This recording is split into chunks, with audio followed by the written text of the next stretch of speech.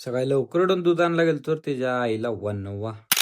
रामकृष्ण हरी मित्रांनो, स्वागत आहे तुमच्या काय नवीन व्हिडिओमध्ये. आज आपल्याला बाहेर जायचं होतं, त्यामुळे लवकर उठून मामांचं दर्शन करून घेतलं बघा. आणि तेवढ्यात आठवलं की दूध आणायचं राहिलं. मग लवकर जाऊन दूध घेऊन आलो आणि काय झालं नाही. घरातली सगळी कामं आवरलो आणि आलो बघा या बंडाकडे, कारण ह्यो पण येणार होता आपल्यासोबत. मग काय 2 ब्लॅक गोडा घेऊन चाललो बघा आमच्या कामाला. आता कामाला कुठं, कॉलेजवर. इथं चालू असल्यावर जात नाही आणि सुट्टी असल्यावर जातोय वे हड.